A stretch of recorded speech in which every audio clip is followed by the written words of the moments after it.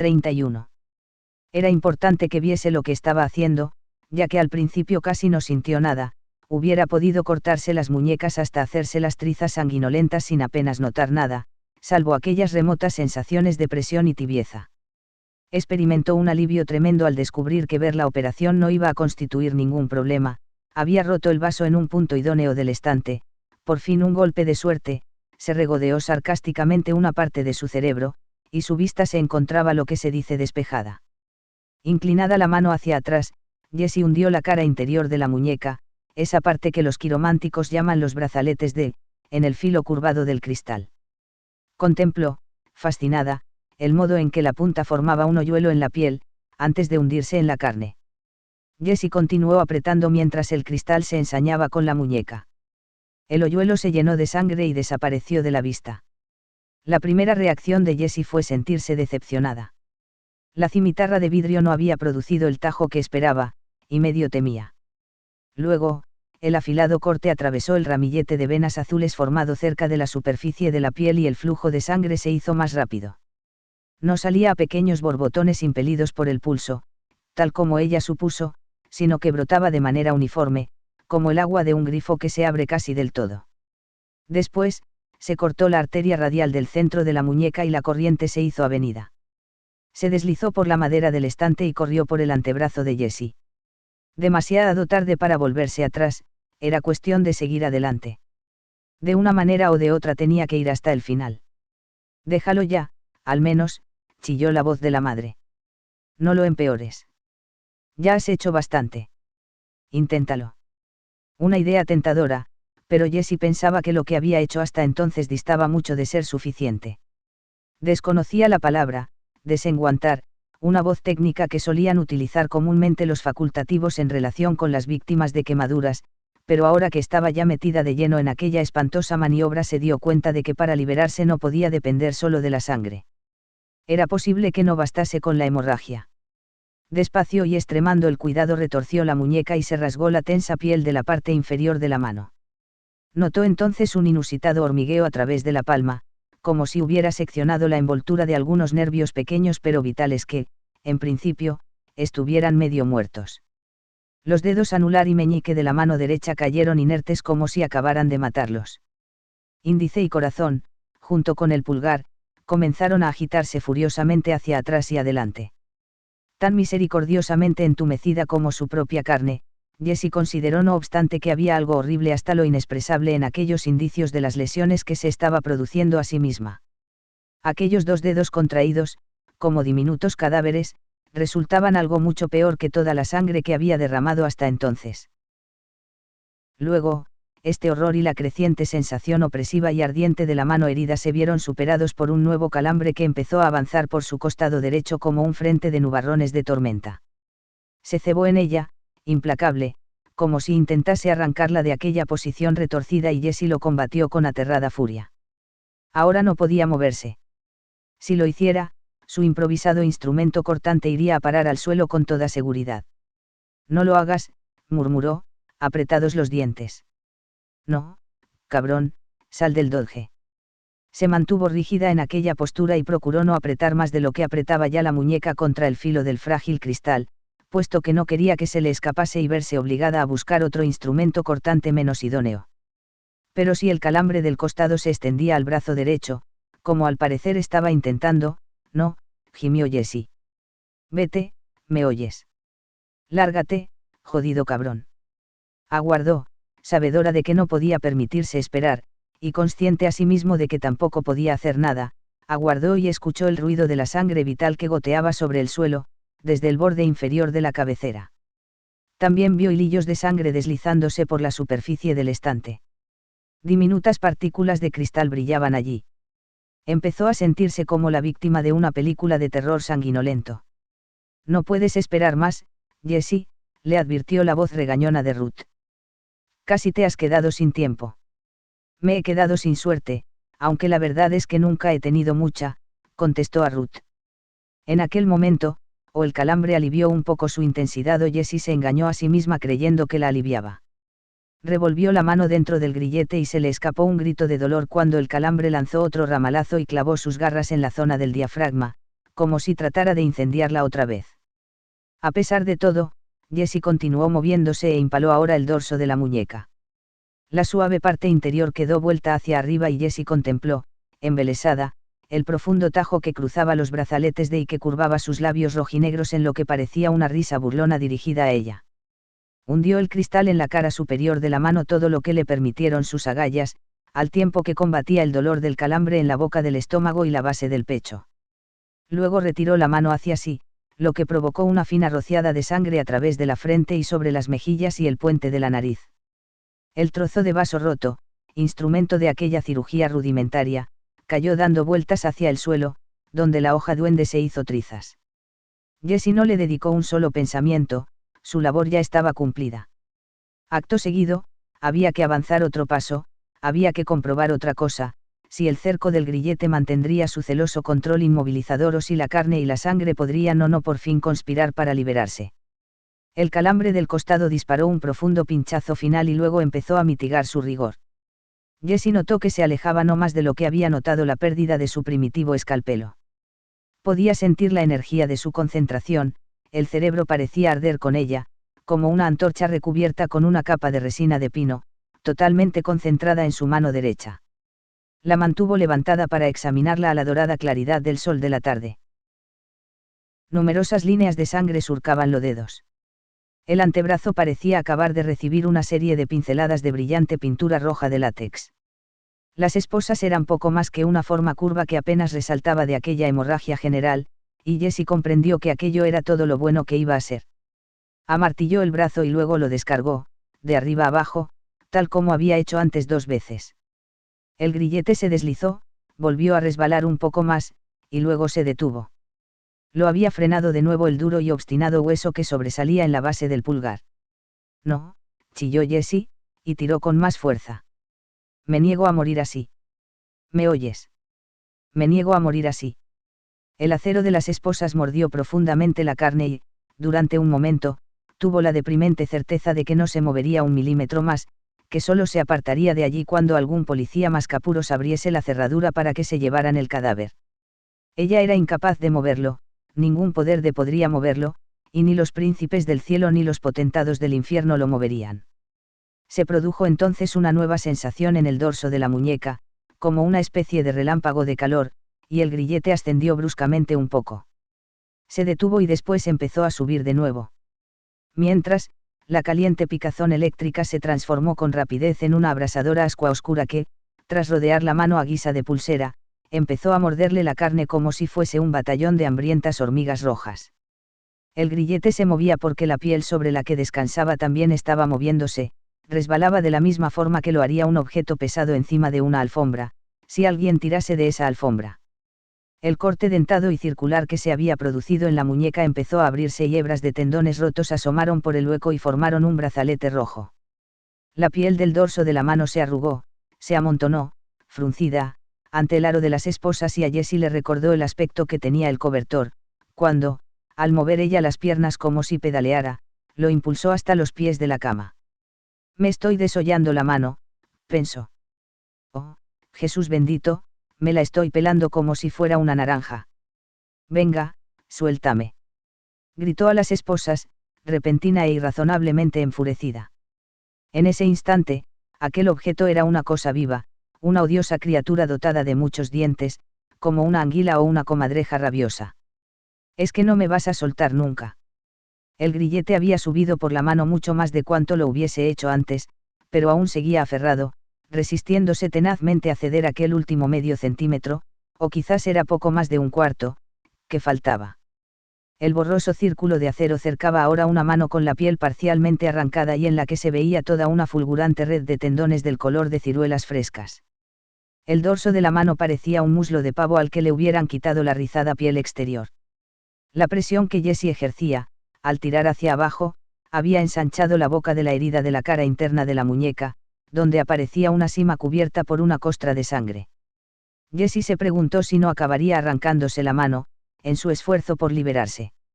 Las esposas, que hasta entonces habían estado moviéndose un poco, al menos esa era la idea que ella tenía, volvieron a atascarse. Y esa vez se detuvieron en seco.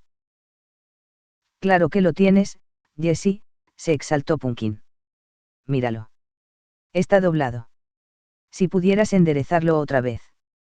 Jessie disparó el brazo hacia adelante y la cadena de las esposas chocó contra la muñeca. Luego, antes de que el brazo tuviese tiempo de poner trabas, Jessie volvió a tirar hacia abajo, recurriendo a todas las fuerzas que le quedaban. Una oleada de dolor envolvió su mano cuando el acero del grillete rasgó la carne entre la muñeca y la parte media de la mano.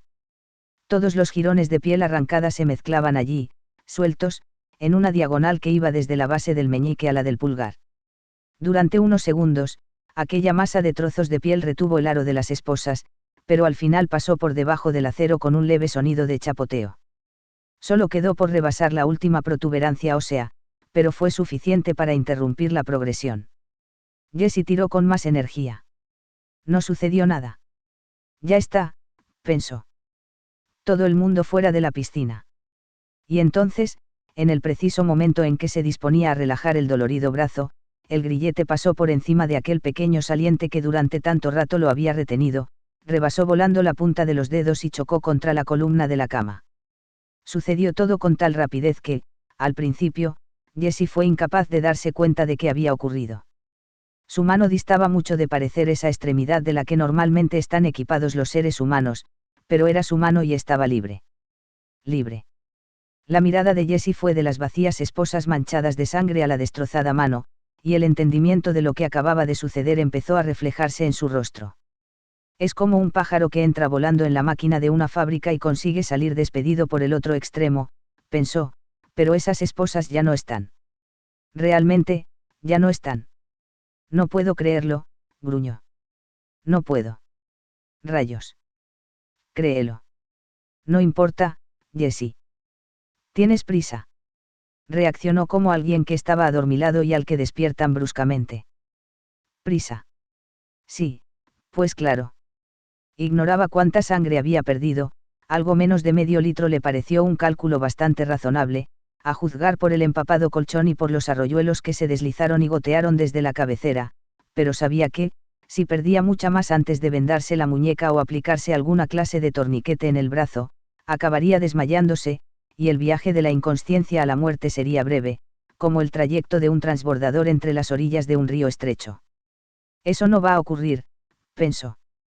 Era de nuevo la voz dura como los clavos, pero no pertenecía a nadie sino a ella, cosa que hizo feliz a Jessie. No he superado toda esta mierda para ahora desvanecerme y caer en el suelo. No he visto los papelotes, pero estoy casi segura del todo de que eso no está en el contrato. Muy bien, pero tus piernas. Un recuerdo que maldito si necesitaba. Llevaba más de 24 sin ponerse de pie, sin sostenerse sobre los remos, y a pesar de sus esfuerzos para mantener en condiciones las extremidades, tal vez fuera un grave error depender de ellas en exceso, al menos de momento. Podían sufrir un calambre, podían doblársele bajo el peso del cuerpo, podían pasarle ambas cosas. Pero prevenir vale más que curar, o al menos eso dicen. Naturalmente, en el transcurso de su vida le habían obsequiado con una infinidad de consejos de ese tipo, atribuidos en la mayoría de los casos a esos seres tan anónimos como inconcretos que configuran la tercera persona del plural, ellos, y nada de lo que hubiese visto en Fairing Une o leído en el Reader's Digest la había preparado para lo que acababa de hacer. Sin embargo, iba a ser todo lo precavida que pudiese. Jessie albergaba la idea de que era harto posible que, a ese respecto y a pesar de todo, dispusiera de muy poco margen para el error. Se volvió hacia la izquierda, con el brazo derecho colgándole a la espalda como la cola de una cometa o el oxidado tubo de skate de un automóvil viejo. La única parte de él que sentía viva era el dorso de la mano, donde estaban al aire los paquetes de tendones sueltos y abrasados. El dolor ya era malo, pero todavía era peor la sensación de que el brazo derecho quería divorciarse del resto del cuerpo, aunque la verdad era que todo ello quedaba perdido en medio de un arrebato en el que se mezclaban esperanza y triunfo. Experimentó una alegría poco menos que divina al poder rociar a través del cama sin que el grillete de las esposas estuviese alrededor de la muñeca y se lo impidiera. Otro calambre la sacudió, le alcanzó en el vientre como si fuera el golpe definitivo de un pegador de Louisville, pero no hizo caso. Dijo que lo que experimentaba era alegría. Ah, esa palabra resultaba demasiado pobre. Era éxtasis. Puro, absoluto está. Jessie. El borde de la cama. Jesús, detente. No parecía el borde de la cama, parecía ese borde del mundo que los cartógrafos antiguos trazaban en los mapas anteriores a la época de Colón.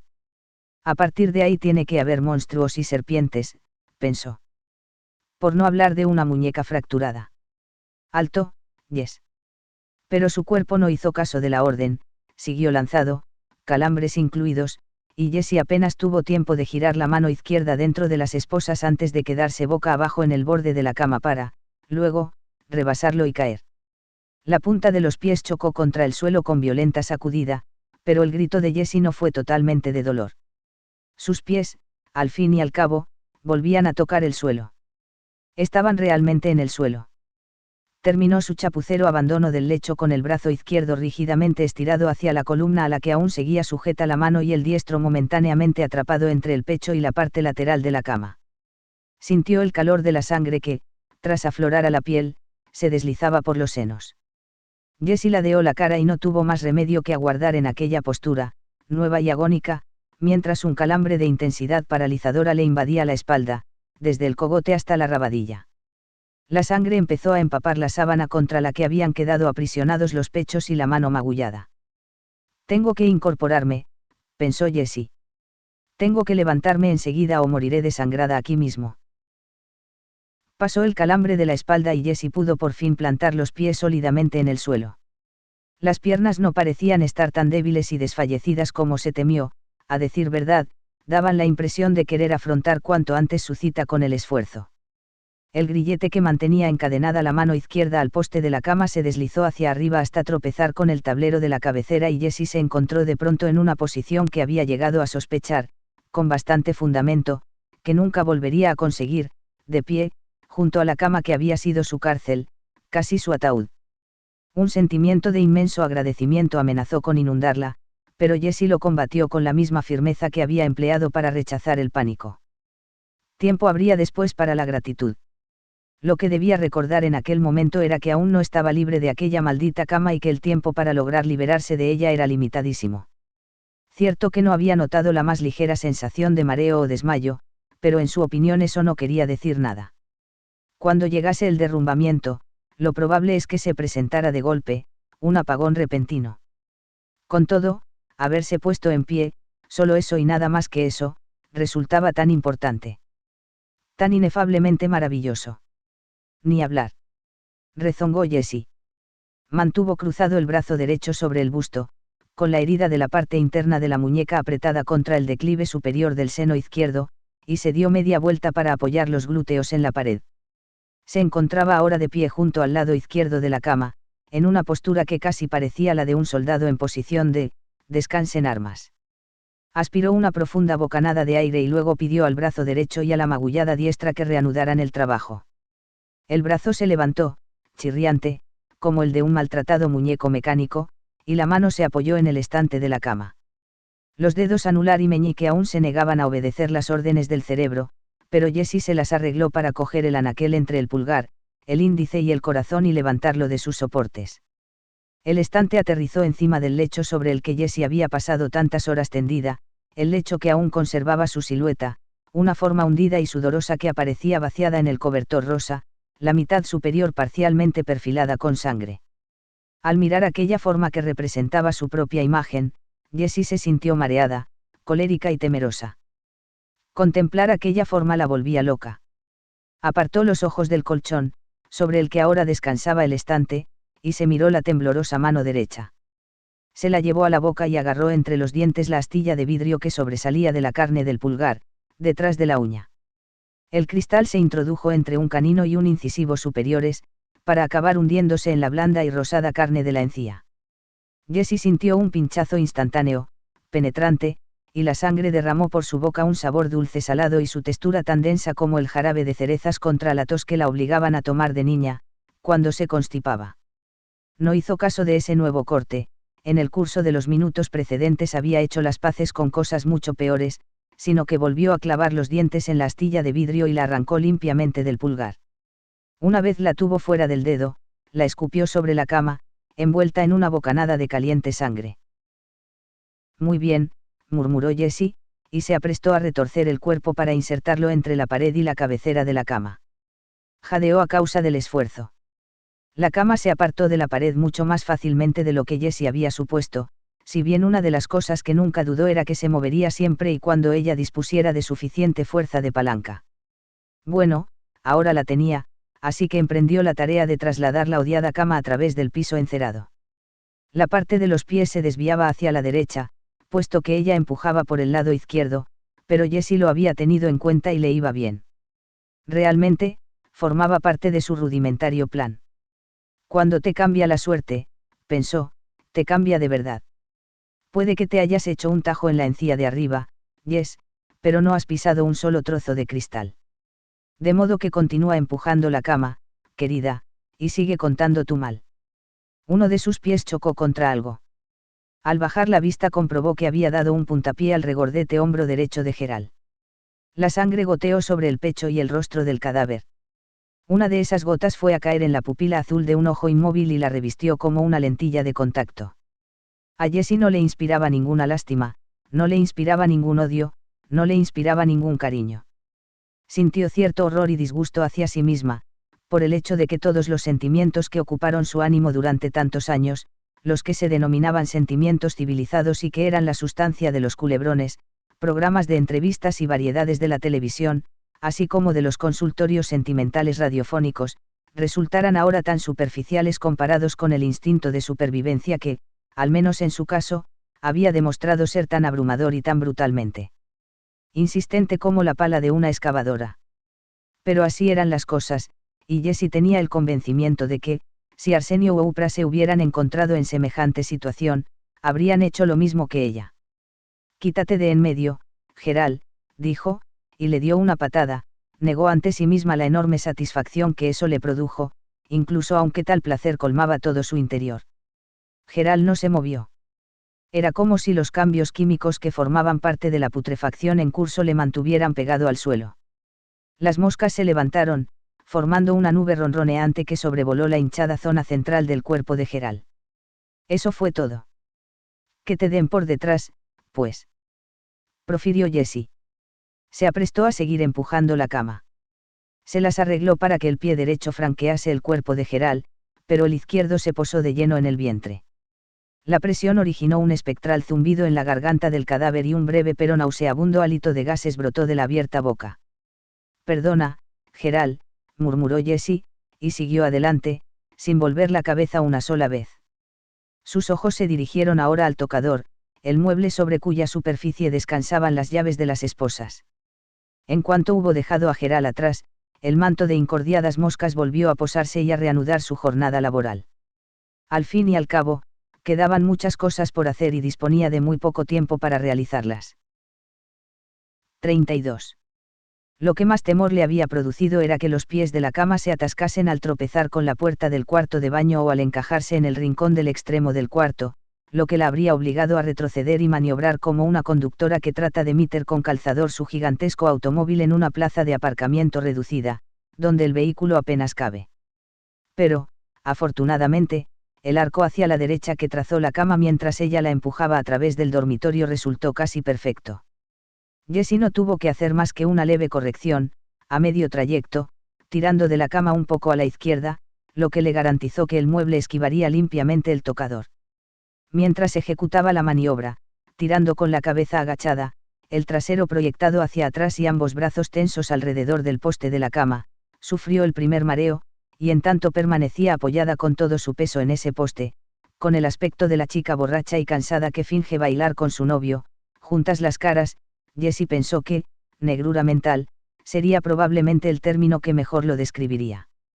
La sensación dominante era de pérdida, no solo de capacidad intelectual, sino también de energía sensitiva. Durante unos confusos segundos, tuvo la certeza de que el tiempo la había flagelado, enviándola a un lugar que no era ni Darkscour ni Caswakamak, sino otro sitio radicalmente distinto, un punto en algún océano y no en un lago interior. El olor no era a ostras y monedas, sino a sal marina.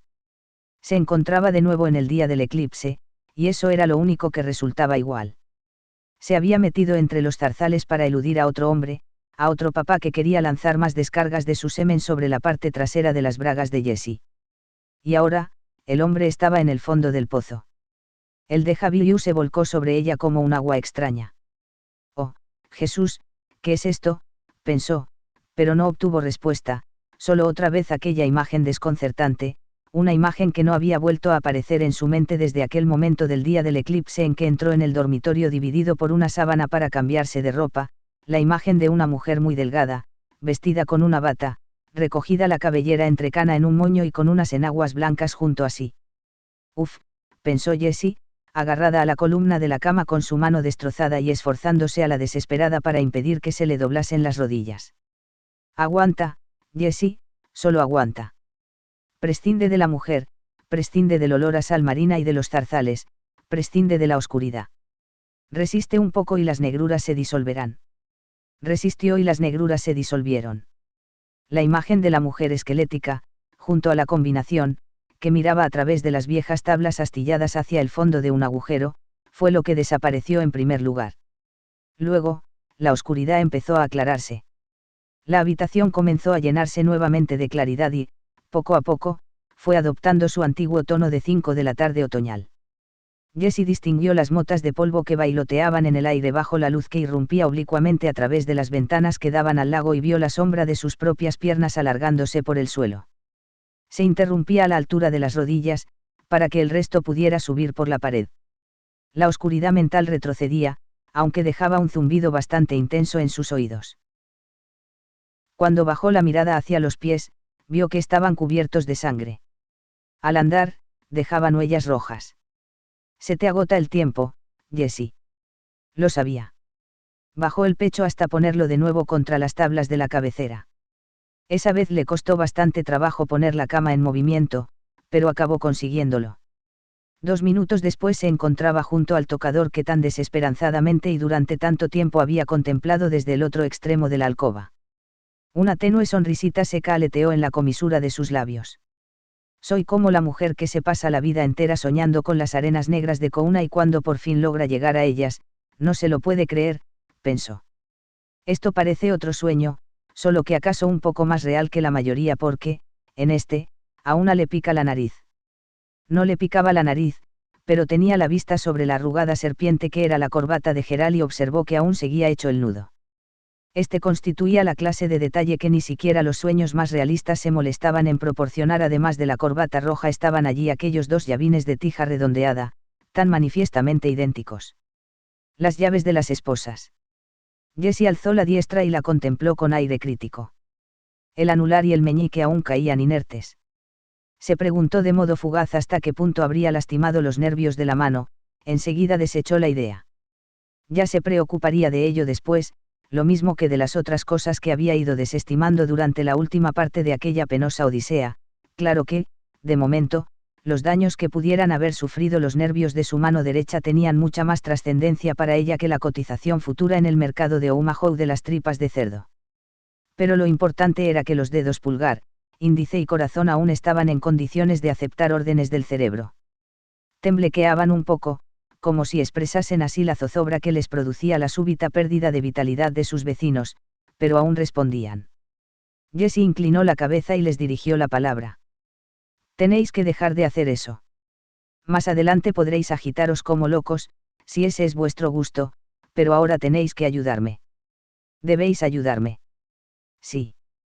Porque la idea de que las llaves pudieran caérsele o que sin quererlas tirase de encima del tocador, después de haber llegado hasta allí, era inconcebible. Se contempló los dedos, dura la expresión. No dejaron de temblar, no del todo, pero mientras Jessie los miraba, el nerviosismo se fue aquietando hasta reducir los temblores a un tamborileo apenas perceptible. Muy bien, articuló Jessie en tono sosegado.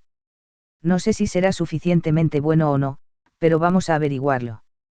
Por lo menos, las llaves eran una igual que la otra, lo que le proporcionaba 2 oportunidades.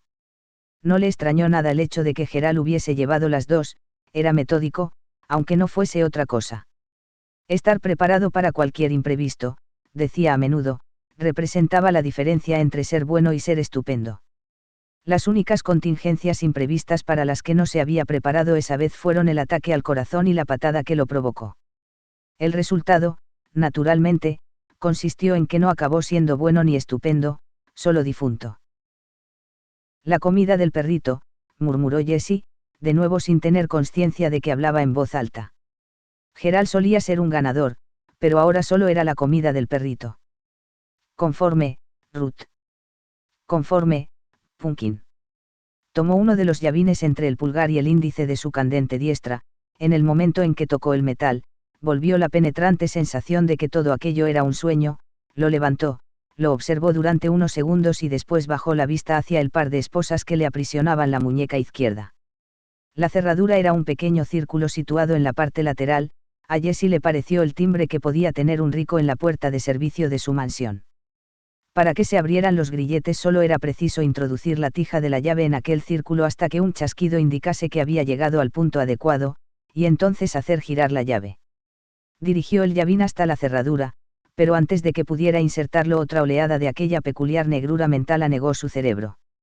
Se tambaleó sobre las piernas, para encontrarse otra vez pensando en Carlo Alenda. Le temblaba de nuevo la mano. «Basta», gritó con rabia, al tiempo que llevaba desesperadamente la llave hacia la cerradura. «Basta ya de».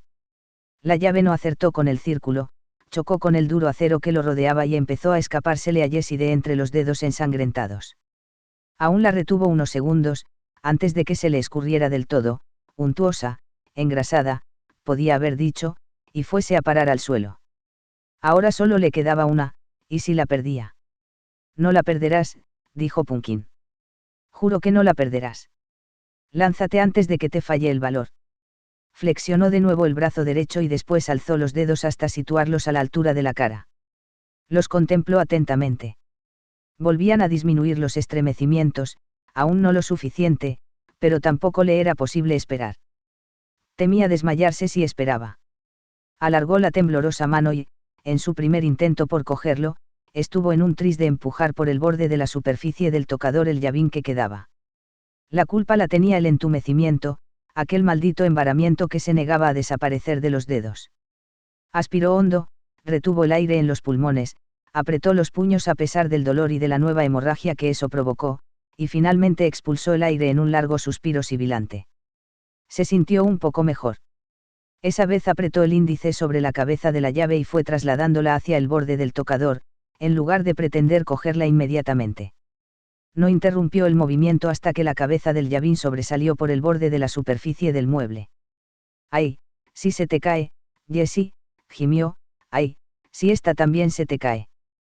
«Cállate, bendita», ordenó Jessie, mientras pasaba el pulgar por debajo de la cabeza de la llave y creaba así unas pinzas. Después, en tanto levantaba el llavín y lo dirigía hacia las esposas, se esforzó en no pensar en lo que ocurriría si fallaba en la maniobra. Tuvo un mal momento cuando vio que era incapaz de hacer coincidir la punta de la temblorosa tija con el círculo de la cerradura, y aún fue peor al observar que la propia cerradura se duplicaba momentáneamente, y luego se cuadruplicaba. Jessie apretó los párpados, respiró hondo y abrió los ojos de golpe. Vio entonces una sola cerradura y se apresuró a introducir el llavín, antes de que los ojos volvieran a jugarle otra mala pasada. «Muy bien», jadeó. «Veamos». Trató de girar la llave en el sentido de las saetas del reloj. No sucedió nada. El pánico intentó echarle las manos al cuello y, de pronto, Jessie recordó el festivo letrero que decoraba el parachoques posterior de la herrumbrosa camioneta que Bildún conducía en sus rondas de vigilancia: «A la izquierda suelta, a la derecha aprieta». Por encima de las palabras, en la caja, el dibujo de un destornillador gigante. «A la izquierda suelta», murmuró Jessie, y probó a accionar el llavín en sentido contrario al de las agujas del reloj. Tardó unos segundos en percatarse de que las esposas se habían abierto. Creyó que aquel sonoro chasquido que acababa de oír se debía a que la llave se había roto dentro de la cerradura y soltó un grito agudo, que fue acompañado por una rociada de sangre, procedente del corte de la boca, sobre el tocador. Parte de esa sangre fue a parar a la corbata de Gerald, rojo sobre rojo.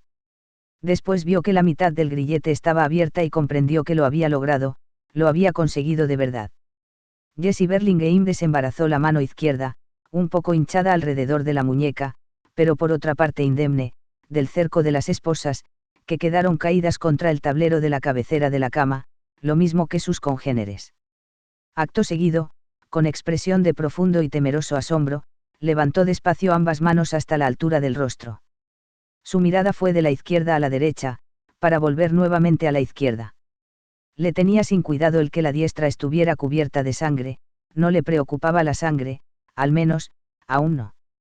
Por el momento, lo único que deseaba era tener la certeza absoluta de que realmente estaba libre. Se pasó casi 30 segundos contemplándose sucesivamente una y otra mano, moviendo los ojos como una mujer que presencia un partido de tenis de mesa. Luego respiró hondo, echó la cabeza hacia atrás y lanzó al aire otro penetrante y agudo chillido. Notó que una nueva oleada de tinieblas, enorme y perversa, atravesaba retumbante su cerebro, pero la despreció y siguió chillando, era chillar o morir. El quebradizo filo de cristal roto de la locura aparecía inequívocamente en aquel alarido, pero, con todo, continuaba siendo un grito de triunfo y una victoria inconmensurables. A 200 metros de allí, en la arboleda contigua al principio de la avenida que llevaba a la casa, el antiguo príncipe levantó la punta del hocico y miró inquieto en dirección al edificio. Jessie no podía dejar de mirarse las manos y, al parecer, tampoco podía interrumpir sus alaridos. Jamás había experimentado, ni remotamente, lo que sentía en aquel momento si, en algún distante punto de su interior, pensó, si el sexo fuera la mitad de estupendo que esto, la gente estaría practicando siempre el amor por las esquinas, serían incapaces de dejar de hacerlo. Al final se quedó sin resuello y se tambaleó hacia atrás. Trató de agarrarse a la cabecera de la cama, pero reaccionó demasiado tarde, perdió el equilibrio y resbaló hacia el piso. Mientras caía, Jessie se dio cuenta de que una parte de sí misma había esperado que las cadenas de las esposas la hubieran retenido antes de que se fuera abajo. Bastante extraño, cuando una se detenía a pensarlo.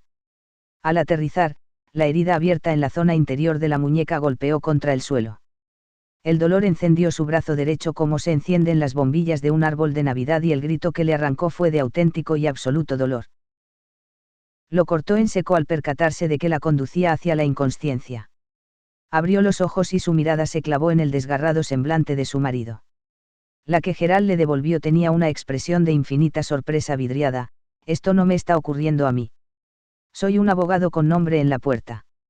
Entonces, la mosca que había estado lavándose las patas delanteras en el labio superior del cadáver desapareció por una de las ventanas de la nariz y Jessie volvió la cabeza con tal brusquedad que chocó contra las tablas del piso y vio las estrellas. Cuando abrió de nuevo los ojos, miraba la cabecera de la cama, con sus chillones hilos y salpicaduras de sangre. Había estado de pie allí unos segundos antes. Tenía la seguridad de que sí, pero le costaba trabajo creerlo. Desde el punto donde se hallaba ahora, la puñetera cama parecía aproximadamente tan alta como el edificio Chrysler. «Muévete, Jess». Era Pumpkin, gritándole una vez más con aquella voz suya tan apremiante y fastidiosa. Para ser alguien con una carita tan dulce, Pumpkin sabía convertirse en toda una bruja cuando le daba por ahí. «Nada de bruja», dijo Jessie en voz alta, mientras permitía que se le cerraran los párpados. Una sonrisita soñadora asomó por las comisuras de su boca. Una rueda chirriante. «Muévete, maldita sea». «No puedo. Necesito descansar un poco. Si no empiezas a moverte enseguida, puede que te quedes ahí descansando eternamente. Vamos, arriba ese culo gordo». Eso la hizo reaccionar. «De gordo, nada, señorita Bocazas», murmuró malhumoradamente, y forcejeó con su propia anatomía para incorporarse. Solo tuvo que intentarlo 2 veces, la segunda, sacudida por otro de aquellos calambres paralizadores que se cebaban en su diafragma, para convencerse de que levantarse era, de momento, una mala idea. Y hacerlo enseguida iba a crear más problemas de los que resolvería, porque precisaba entrar en el cuarto de baño y la parte de los pies de la cama estaba delante del umbral bloqueando la puerta. Jessie se metió debajo del mueble y, reptando, con movimientos natatorios que no dejaban de tener su gracia y apartando con el aliento varias bolas de pelusa, avanzó hacia la entrada del baño. Las bolas de pelusa se dispersaron como polvo de hierbas secas. Por alguna razón le hicieron pensar de nuevo en la mujer de la visión, la mujer arrodillada en los zarzales con las enaguas formando un arrugado montoncito blanco junto a sí. Penetró deslizándose en la penumbra del cuarto de aseo y un nuevo olor llegó a su olfato, un olor oscuro, de agua musgosa. Agua que goteaba de los grifos de la bañera, agua que goteaba de la alcachofa de la ducha, agua que goteaba de la espita del lavabo. Percibió incluso el peculiar olorcillo, a la espera del moho, de una toalla húmeda que estaba en el cesto de ropa de detrás de la puerta. Agua, agua por todas partes, agua que se podía beber hasta la última gota. Dentro del cuello, la garganta, contraída por la sed, parecía estar gritando, y Jessie tuvo conciencia de que verdaderamente tocaba agua, un pequeño charquito formado por un escape de la tubería de desagüe, una filtración que el fontanero nunca parecía dispuesto a arreglar, pese a que le habían avisado un montón de veces. Jadeante, Jessie se llegó hasta el charquito, bajó la cabeza y empezó a lamer el linóleo. El sabor del agua era indescriptible, la sensación de sedosa delicadeza que experimentaron los labios y la lengua rebasó con creces todos sus sueños de dulce sensualidad. El único problema consistía en que no era suficiente. El olor encantadoramente húmedo, hechiceramente verde la envolvía, pero el charquito de debajo del lavabo desapareció y la sed de Jessie, más que quedar saciada, lo que hizo fue despertarse. El olor a fuentes umbrías, a viejos manantiales recónditos, consiguió lo que no había logrado la voz de Pumpkin, que Jessie volviera a ponerse en pie. Se agarró al borde del lavabo para incorporarse. Lanzó una fugaz ojeada a la anciana de 800 años que la miraba desde el espejo e inmediatamente abrió el grifo marcado con una C. El agua fresca, toda el agua del mundo, manó de aquella espita. Jessie trató de lanzar al aire otro grito de triunfo, pero en esa ocasión solo consiguió emitir un áspero murmullo susurrante. Se inclinó sobre la pileta, al tiempo que abría y cerraba la boca como un pez, y aspiró aquel húmedo perfume de manantial. Era también el mismo suave olorcillo mineral que la había acosado durante todos aquellos años, desde que su padre la asedió durante el eclipse, pero ahora era bueno, ahora había dejado ya de ser el olor del miedo y la vergüenza para convertirse en el olor de la vida. Jessie lo inhaló, tosió después jubilosamente y abrió la boca para ponerla debajo de la corriente de agua que salía del grifo. Bebió hasta que un fuerte pero indoloro calambre la obligó a devolver la que había ingerido. Aún estaba fresca tras su breve visita al estómago y roció el espejo de pequeñas gotas rosadas. Jessie aspiró varias bocanadas de aire y lo intentó de nuevo. La segunda vez, el agua se quedó abajo. 33. El agua le sentó maravillosamente y cuando por fin cerró el grifo y se miró otra vez en el espejo, se sintió como una razonable reproducción de ser humano, débil, olorido y vacilante sobre las piernas, pero también vivo y consciente. Pensó que jamás volvería a experimentar una satisfacción tan profunda como la que le produjeron aquellos primeros tragos de agua fresca que bebió al chorro del grifo, y de todas sus vivencias anteriores, solo el primer orgasmo que tuvo podía rivalizar más o menos de cerca con aquel instante. En ambos casos se había visto, durante unos breves segundos, totalmente gobernada por las células y los tejidos de su ser físico, borrado por completo el pensamiento consciente, aunque no la consciencia en sí misma, y el resultado había sido el éxtasis. Jamás lo olvidaré, pensó, aun a sabiendas de que lo había olvidado ya, del mismo modo que olvidó la espléndidamente dulce punzada de aquel primer orgasmo en cuanto los nervios dejaron de dispararse. Era como si el cuerpo despreciara el recuerdo, o se negara a responsabilizarse de ello. Nada de eso importa, Jessie, tienes que darte prisa. No puedes dejar de dejarme el perro, respondió, con todo y saber que Pumpkin tenía razón, naturalmente. De la herida de la muñeca ya no salía la sangre a borbotones, aunque aún seguía goteando una barbaridad, y la cama que veía reflejada en el espejo era algo horroroso, el colchón empapado de sangre y las tablas de la cabecera surcadas de líneas rojas. Había leído que las personas podían perder gran cantidad de sangre y seguir funcionando, pero que cuando empezaba a fallar el organismo, todo se derrumbaba de golpe.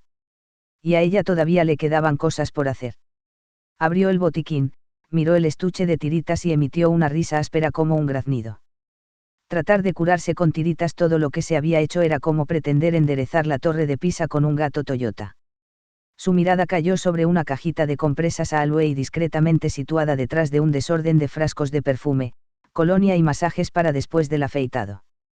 Derribó 2 o 3 de aquellos envases al extraer de detrás la caja de compresas y el aire se llenó de una sofocante combinación de olores. Rasgó el envoltorio de uno de aquellos paños higiénicos de papel y se apresuró a vendarse la muñeca con la compresa, como si fuera un grueso brazalete blanco. Casi automáticamente, las amapolas empezaron a florecer en la superficie del tampón. ¿A quién se le habría ocurrido pensar que la esposa de un abogado tuviera tanta sangre dentro?, musitó Jessie, y otro áspero graznido que quería ser carcajada se escapó de su garganta. Encima del botiquín había un rollo de esparadrapo con una cruz roja. Lo cogió con la mano izquierda. La derecha parecía capaz de muy poco, aparte de sangrar y aullar de dolor. Sin embargo, Jessie sentía por ella un cariño profundo, ¿por qué no? Cuando la necesitó, cuando ya no le quedaba nada en absoluto, fue esa mano la que cogió el llavín, lo introdujo en la cerradura y abrió las esposas. No, no tenía nada en contra de Doña Derecha. Así eres tú, Jessie, comentó Punkin. Quiero decir, así somos todas las que somos tú. Lo sabes, ¿verdad? Sí, lo sabía perfectamente bien, y rezó pidiendo no olvidarlo nunca, si lograba salir con vida de aquel apuro. Quitó el envoltorio de la cinta adhesiva y sostuvo el rollo torpemente con la mano derecha, mientras utilizaba el pulgar de la izquierda para levantar el extremo del esparadrapo. Tomó de nuevo el rollo con la izquierda, apretó la punta de la cinta contra el vendaje casero y fue desplegando el esparadrapo alrededor de la muñeca derecha.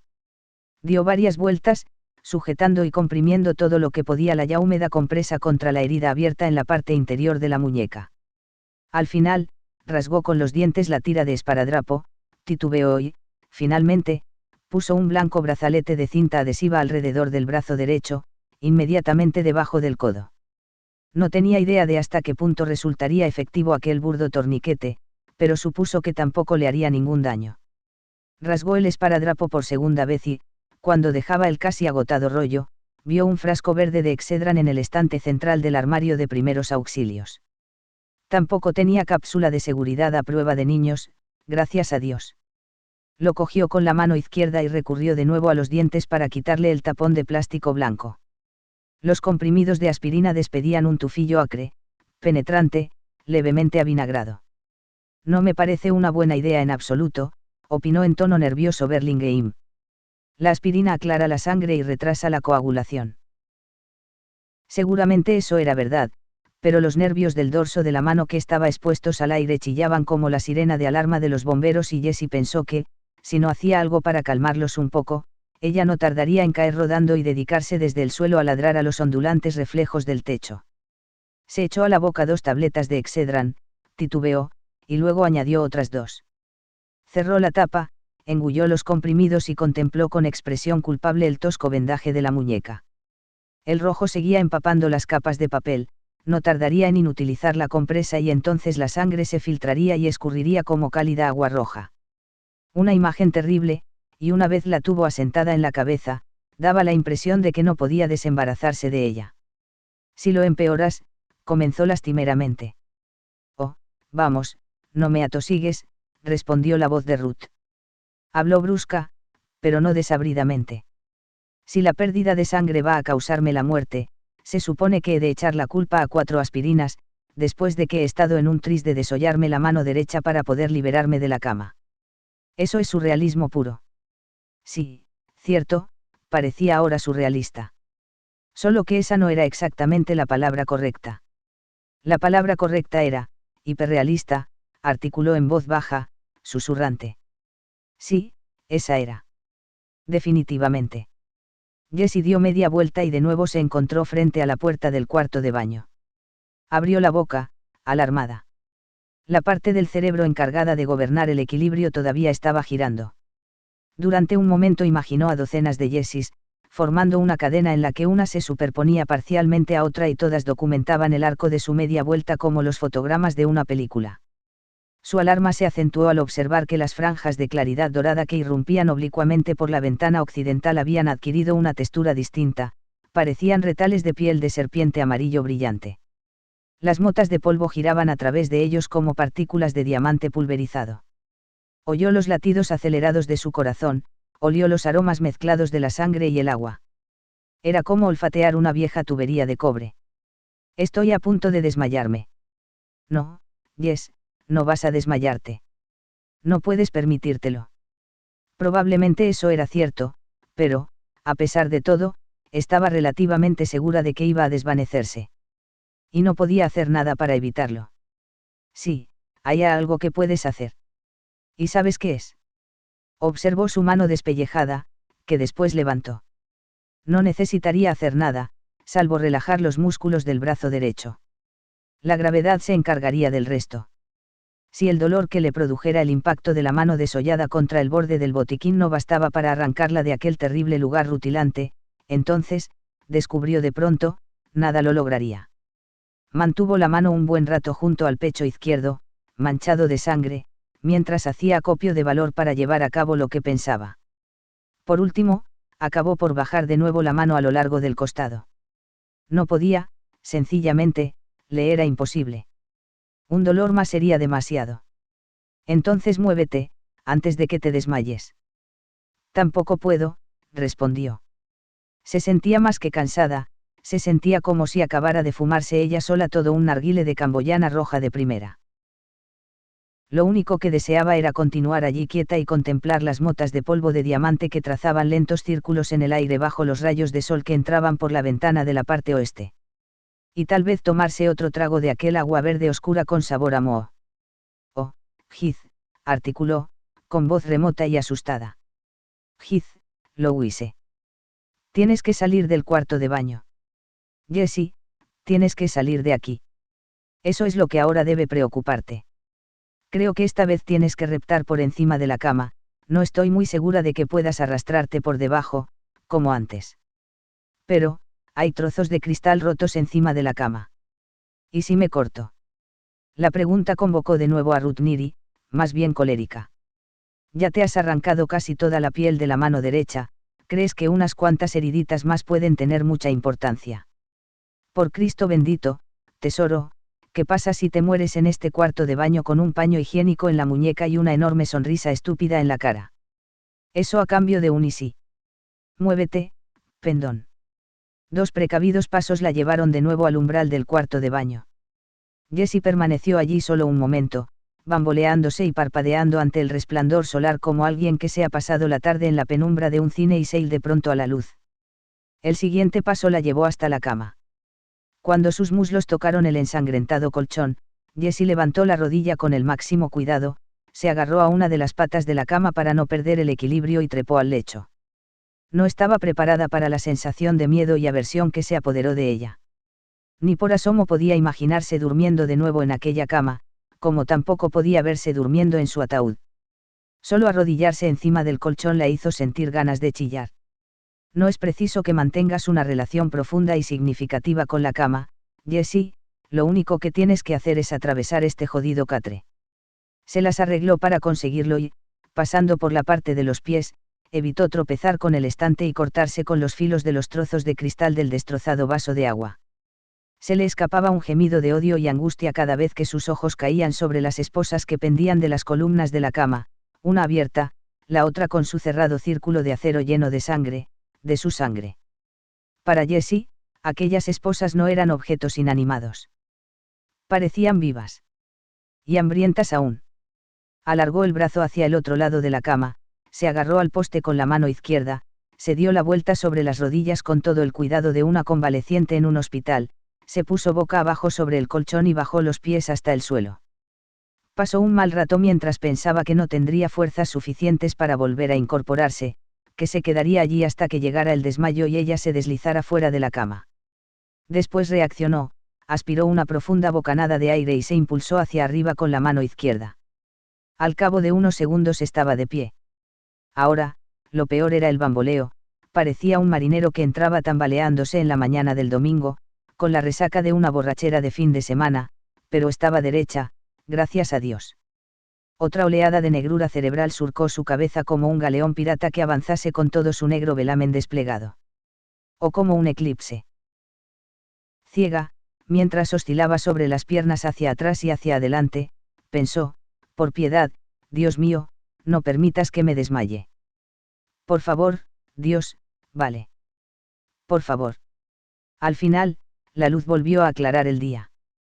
Cuando Jessie empezó a ver las cosas con la diafanidad con que debía verlas, se dispuso a cruzar la alcoba en dirección a la mesita donde estaba el teléfono, separado unos centímetros del cuerpo para conservar el equilibrio. Descolgó el auricular, que parecía pesar tanto como un tomo del Oxford English Dictionary, y se lo llevó al oído. No le dio tono, la línea estaba muda y muerta. Sea como fuere, a Jessie no le sorprendió, aunque si planteaba una pregunta, había desconectado Gerald el teléfono, como hacía a veces, o el visitante nocturno había cortado los cables en algún punto fuera de la casa. No fue Gerald, refunfuñó. Yo le hubiera visto hacerlo. Luego comprendió que no tenía necesariamente que haberlo visto, ella había ido directamente al cuarto de baño en cuanto entraron en la casa. Podía haberlo hecho entonces.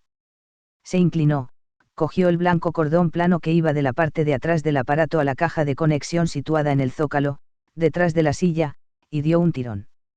Al principio creyó que cedía, pero resultó que no.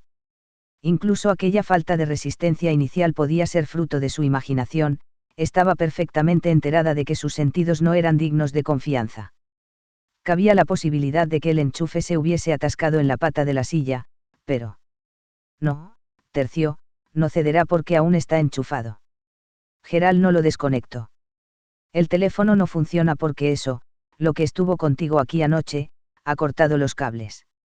No le hagas caso, aunque levante la voz, por dentro tiene miedo de su propia sombra, dijo Ruth. El enchufe de conexión cuelga de una de las patas traseras de la silla, prácticamente puedo garantizártelo.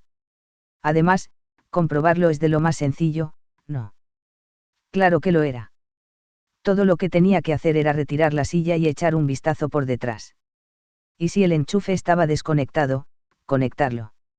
¿Y si a pesar de todo el teléfono sigue sin funcionar?, preguntó, entonces sabrás una cosa más, ¿no es cierto? Ruth, deja de temblar, necesitas ayuda y cuanto antes. Era verdad, pero la idea de tirar de la silla para retirarla la llenaba de pesimismo. Probablemente pudiera arrastrarla, la silla era grande, pero no pesaría ni una quinta parte de lo que pesaba la cama, y se las había arreglado para llevarla a través de toda la alcoba, pero era la idea lo que pesaba. Tirar de la silla solo sería el principio. Una vez la hubiese apartado, tendría que ponerse de rodillas, deslizarse por aquel rincón lleno de polvo y penumbra para encontrar la caja de conexión y... Jesús, bonita, gritó Ruth. Parecía alarmada. No tienes elección. Creí que, por fin, íbamos a estar de acuerdo al menos en una cosa, en que necesitas ayuda y en que la necesitas ya. Jessie cerró el paso súbitamente a la voz de Ruth. De un portazo. En vez de retirar la silla, se inclinó sobre ella, cogió la falda pantalón y procedió a subírsela cuidadosamente piernas arriba. Gotas de sangre del empapado vendaje de la muñeca cayeron de inmediato sobre la parte delantera de la prenda, pero Jessie apenas las vio. Toda su atención se centraba en la tarea de hacer caso omiso del parloteo de aquellas voces enojadas y perplejas, y en preguntarse quién diablos había dejado entrar en su cabeza aquellas personas extrañas. Era como despertarse un día y descubrir que, de la noche a la mañana, la casa de una se ha convertido en una pensión. Todas las voces manifestaban un horrorizado escepticismo frente a cuanto ella pretendía hacer, pero Jessie se dio cuenta enseguida que eso le importaba un bledo. Era su vida. La de ella. Cogió la blusa y se la puso, metiéndosela por la cabeza. Su confuso y desconcertado cerebro consideró que el hecho de que el día anterior hubiese sido lo bastante caluroso como para inducirle a ponerse aquella prenda sin mangas parecía una prueba concluyente de la existencia de Dios. Estaba segura de que en aquel momento no hubiera sido capaz de deslizar su destrozada mano derecha por toda la longitud de una manga larga. Eso da igual, pensó, son tonterías y maldita la falta que hace que me lo digan unas voces de pacotilla. Estoy pensando en marcharme de aquí, en intentarlo, por lo menos, cuando lo único que tengo que hacer es retirar esta silla y volver a conectar el teléfono. Debe de ser la pérdida de tanta sangre, me está volviendo loca transitoriamente. Vaya disparate. Esta silla no pesará más de 20 y pocos kilos, estoy casi segura. Sí, salvo que no se trataba de la silla, como tampoco se trataba de la idea de que los fulanos del servicio de salvamento la encontrasen en aquella habitación, con el cadáver de su esposo desnudo y mordisqueado.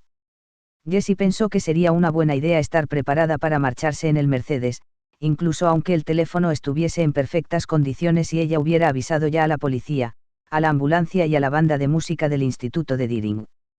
Porque el teléfono no era lo importante, en absoluto. Lo importante era, bueno. Lo importante era salir zumbando de allí enseguida, se dijo, con un súbito escalofrío. Tenía los brazos en carne de gallina. ¿Por qué aquella cosa iba a volver? Bingo.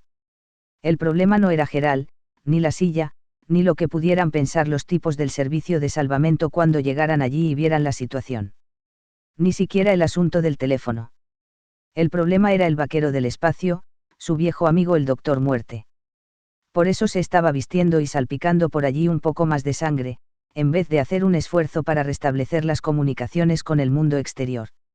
El extraño se encontraba en algún sitio cercano, de eso estaba segura. Solo aguardaba a la oscuridad, y la oscuridad ya estaba muy próxima. En el caso de desmayarse mientras intentaba separar la silla de la pared, o mientras se arrastraba alegremente por allí, entre el polvo y las telarañas, puede que aún continuara en aquella habitación cuando llegara el ser del maletín lleno de huesos. Y lo que era peor, puede que estuviese viva. Además, el visitante había cortado la línea. No lo sabía con certeza, pero en el fondo de su corazón estaba convencida de ello. Si la emprendía con aquel follón de retirar la silla y enchufar el aparato en la caja de conexión, se encontraría con que el teléfono iba a estar tan mudo como el de la cocina y el del pasillo delantero. ¿Y dónde está la gran prueba? De todas formas, dijo a sus voces. Solo pretendo conducir hasta la carretera, ni más ni menos. Comparado con la operación quirúrgica improvisada, utilizando un vaso roto como bisturí, y con el traslado de una cama de 200 kilos, mientras perdía casi medio litro de sangre, será un juego de niños. El Mercedes es un coche estupendo y el camino no puede ser más recto. Me acercaré a 16 kilómetros por hora, y si, una vez en la carretera, me siento demasiado débil para llegar al almacén de Deikin, cruzaré el coche en la calzada, encenderé los intermitentes y me dejaré caer sobre la bocina en cuanto vea que alguien se acerca. No hay razón para que la cosa no resulte, teniendo en cuenta que la carretera es llana y está despejada en 2 kilómetros largos, en ambas direcciones. Lo mejor del coche, en este caso, son las cerraduras. Cuando esté dentro, cerraré las puertas. Y eso no podrá entrar. Eso, Ruth trató de infundir a su voz matices de burla, pero lo cierto es que sonó asustada. Sí, hasta ella. Exacto, replicó Jessie. Tú eras la que siempre solía aconsejarme que hiciera menos caso a la cabeza y siguiera más los impulsos del corazón, ¿verdad? Claro que sí. ¿Y sabes lo que me dice ahora el corazón, Ruth? Me dice que el Mercedes es la única posibilidad que me queda. Y si te vas a reír, anda, ríete. Pero mi decisión está tomada. Al parecer, Ruth no deseaba reír. Ruth se había quedado silenciosa. Gerald me entregó las llaves del coche poco antes de apearse, a fin de tener las manos libres para coger la cartera de mano que estaba en el asiento de atrás. ¿Verdad que me las dio? Por favor, Dios mío, que no me engañe la memoria. Jessie introdujo la mano en el bolsillo izquierdo de la falda y solo encontró allí un par de Kleenex. Bajó la mano derecha, tanteó por fuera el bolsillo de ese lado y exhaló un suspiro de alivio al palpar el bulto de las llaves del coche y del gracioso llavero que Gerald le había regalado por su último cumpleaños. La frase rotulada en la redonda placa del llavero decía, cosa cachonda. Jessie decidió que en toda su vida se había sentido menos cachonda y más cosa, pero, bueno, estaba bien, podía convivir con ello. Las llaves estaban en su bolsillo y eso era lo importante. Las llaves eran su salvoconducto para salir de aquel terrible lugar. Las zapatillas deportivas estaban una junto a otra debajo de la mesita del teléfono, pero Jessie se dijo que ya estaba todo lo vestida que necesitaba estar. Echó a andar hacia la puerta del corredor, avanzando con cortos pasitos de inválida. Se recordó que, antes de salir, podía probar a ver si el teléfono del vestíbulo tenía línea. No le costaba nada. Apenas había rodeado la cabecera de la cama cuando la luz del día empezó de nuevo a escabullirse. Era como si los brillantes rayos de sol que entraban oblicuamente por la ventana estuviesen conectados con un circuito regulador y alguien hubiese bajado el reóstato. Al reducirse la claridad, el giratorio polvo de diamante fue desapareciendo con ella. No, ahora no, suplicó Jessie. No, por favor, tiene que ser una broma. Pero la luz continuaba desvaneciéndose y Jessie se percató, súbitamente, de que se tambaleaba, de que la parte superior de su cuerpo dibujaba en el aire círculos cada vez más amplios. Trató de agarrarse a la columna de la cama, pero se encontró asida a las esposas ensangrentadas de las que había escapado poco antes. 20 de julio de 1963, pensó incoherentemente. 5:39 de la tarde. Eclipse total. Puedo contar con un testigo. Llenaron su olfato los olores mezclados del sudor, el esperma y la colonia de su padre. Quiso cortarles el paso, pero de repente se sintió demasiado débil. Dio 2 vacilantes pasos más, antes de caer de bruces sobre el colchón manchado de sangre.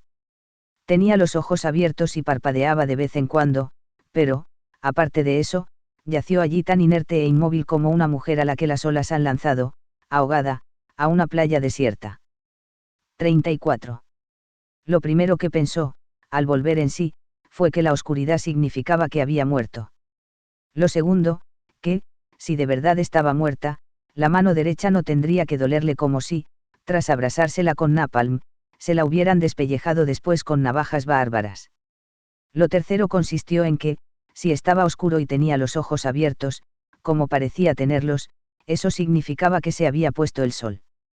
Tal idea la impulsó a saltar del punto intermedio en el que estaba echada, no del todo inconsciente sino sumida en la languidez subsiguiente a la conmoción, acosada por las prisas. Al principio no pudo comprender por qué el hecho de que se hubiese ocultado el sol tenía que ser tan aterrador, pero luego, vaquero del espacio monstruo de amor, irrumpió precipitadamente en su cerebro como una sacudida eléctrica.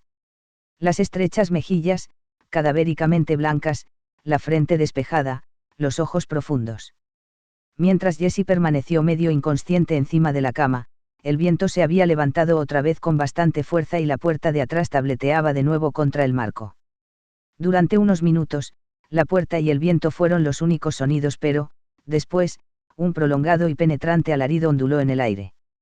A Jessie le pareció el ruido más espantoso que había escuchado jamás, el que se imaginaba proferiría la víctima de un sepelio prematuro, cuando la desenterrasen, viva pero loca, y la sacaran del ataúd.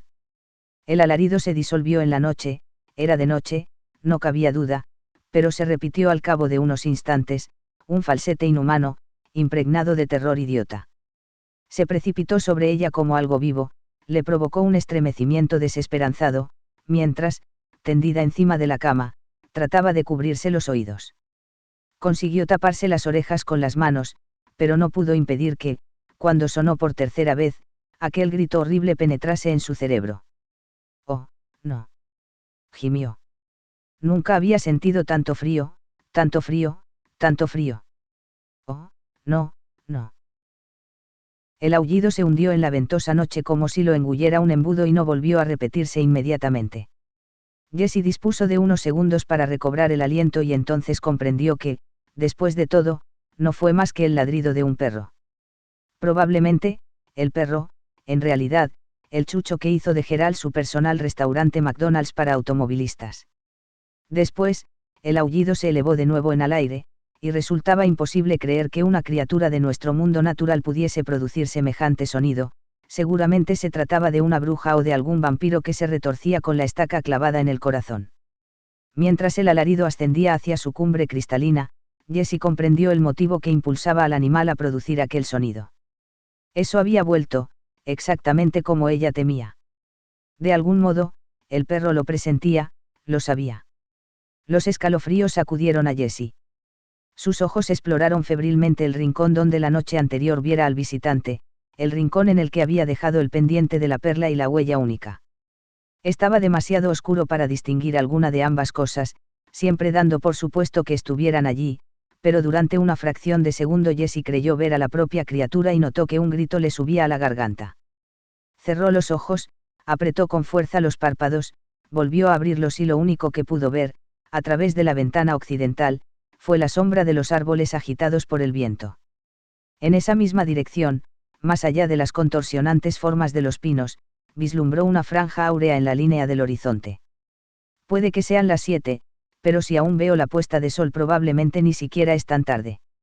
Lo que quiere decir que solo he estado sin sentido cosa de una hora, hora y media, como máximo. A lo mejor no es demasiado tarde para marchar de aquí. A lo mejor. Esa vez, el perro pareció chillar de verdad. El sonido hizo que a Jessie le dominara el deseo de gritar a su vez. Se agarró a uno de los postes de la cama, porque las piernas empezaron a temblarle de nuevo, y entonces se dio cuenta, súbitamente, de que ni siquiera se había levantado de encima del colchón. Hasta tal punto la alucinó el maldito perro. Domínate, muchacha. Respira hondo y conserva el control de ti misma. Aspiró profundamente, y el olor que pasó por sus fosas nasales junto con el aire era un efluvio que ya conocía. Era parecido a la suave emanación mineral que la había obsesionado durante todos aquellos años, el olor que, para ella, significaba sexo, agua y padre, pero no era exactamente el mismo. En aquella versión odorífera algún otro olor, algunos otros olores, parecían haberse mezclado, ajos de cosechas pasadas, cebollas viejas, polvo, pies sucios, quizás.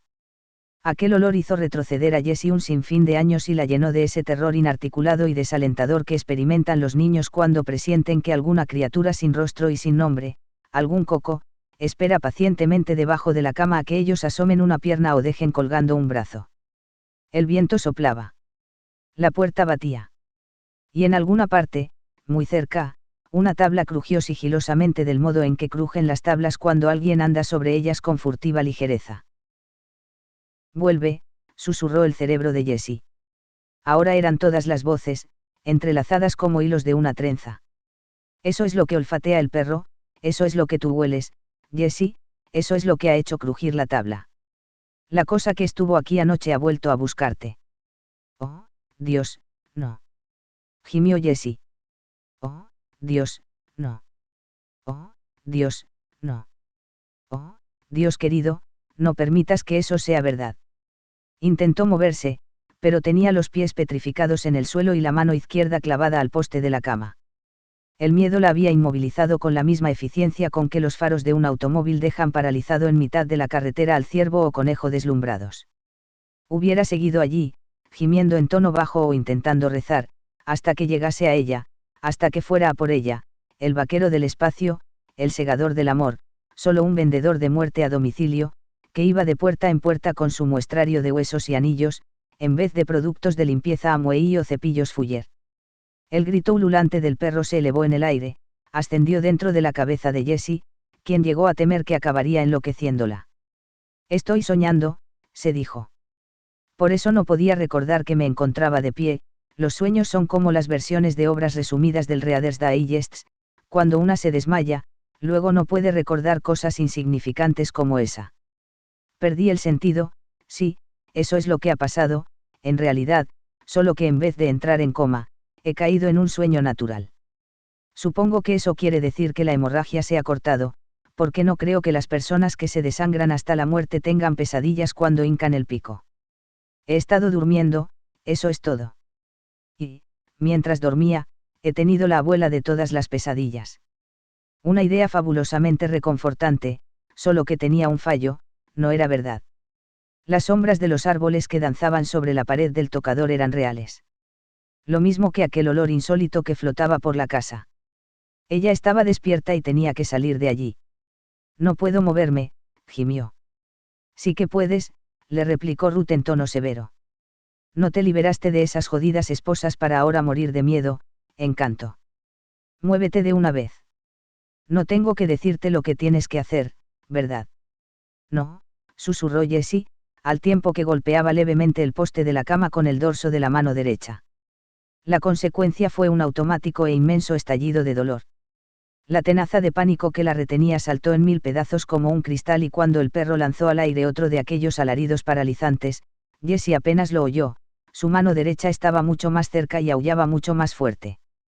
¿Y sabes lo que tienes que hacer ahora, Encanto, verdad que sí? Sí, había llegado el momento de convertirse en jugador de hockey sobre hielo y lanzar el disco fuera de allí. Pensó durante un segundo en el rifle de Geralt, pero apartó aquella imagen de su mente. No tenía la más remota idea de dónde estaba el arma, ni siquiera de si se encontraba en la casa. Lenta y cautelosamente, Jessie echó a andar sobre sus temblorosas piernas a través del cuarto. De vez en cuando, levantaba el brazo izquierdo para conservar el equilibrio. El pasillo situado al otro lado de la puerta del dormitorio era un tío vivo de sombras móviles, con la puerta del cuarto de invitados abierta a la derecha. A la izquierda estaba la puerta del cuartito que Geralt usaba como gabinete de trabajo. Más allá, también a la izquierda, el arco que daba paso a la cocina y al salón. Y, a mano derecha, la mal cerrada puerta trasera, el Mercedes, y tal vez la Libertad. 50 pasos, pensó Jessie. No puede haber más de 50 pasos, probablemente sean menos. De modo que sigue andando, de acuerdo. Pero, al principio, le resultó imposible. Por extraño que indudablemente le pareciera a alguien que había pasado lo que ella pasó durante las últimas 24 horas, el dormitorio representaba una especie de austero y seguro refugio. En cambio, el pasillo, cualquier cosa podía estar allí al acecho. Cualquier cosa. Entonces, resonó un chasquido como si alguien hubiera arrojado un guijarro contra la pared del lado oeste de la casa, inmediatamente debajo de la ventana. A Jessie se le escapó un pequeño grito de terror antes de comprender que solo había sido una rama de la vieja pisía azul que crecía junto al porche. «Domínate», recomendó Punkin severamente.